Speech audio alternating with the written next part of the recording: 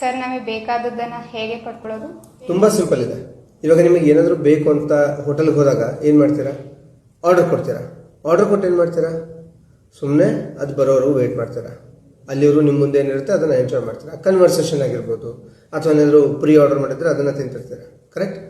ಅದನ್ನು ಬಿಟ್ಟು ನಾನು ಕೊಟ್ಟಿರೋ ಆರ್ಡರ್ ರೆಡಿ ಆಯ್ತಾ, ಬಂತ, ಮಾಡ್ತಾ ಇದೆಯಾ, ಹೇಗೆ ರೆಡಿ ಮಾಡ್ತಾ ಇದ್ದೀರಾ, ಯಾವ ಪಾತ್ರೆಯಲ್ಲಿ ಮಾಡ್ತಾ ಇದ್ದೀರಾ, ಈ ಥರ ಏನಾದರೂ ಕೇಳ್ತೀರಾ? ಕೇಳಲ್ಲ.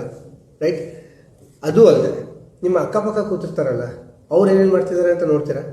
ಅವ್ರ ಪ್ಲೇಟಲ್ಲಿ ಏನಿದೆ, ಅವ್ರೇನು ತಿಂತಿದ್ದಾರೆ ಅಂತ ನೋಡ್ತೀರಾ? ನೋಡಲ್ಲ. ಒಂದ್ಸಲ ಆರ್ಡರ್ ಕೊಟ್ಟ ಮೇಲೆ ಅದು ಬರೋವರೆಗೂ ತಾಳ್ಮೆಯಿಂದ ಕಾಯ್ತೀರ. ಸೃಷ್ಟಿ ಕೂಡ ಅದೇ ಥರ ಕೆಲಸ ಮಾಡುತ್ತೆ. ನಿಮಗೆ ಏನು ಬೇಕು ಅನ್ನೋದನ್ನು ಡಿಸೈಡ್ ಮಾಡಿ ಅದಕ್ಕೊಂದ್ಸಲ ಹೇಳಿಬಿಡ್ಬೇಕಷ್ಟ. ಅದಾದಮೇಲೆ ನಿಮ್ಮ ಮುಂದೆ ಇವಾಗ ಏನಿದೆ ಅದನ್ನು ನಿಷ್ಠೆಯಿಂದ ಮಾಡ್ತಾ ಎಂಜಾಯ್ ಮಾಡ್ತಿರ್ಬೇಕು.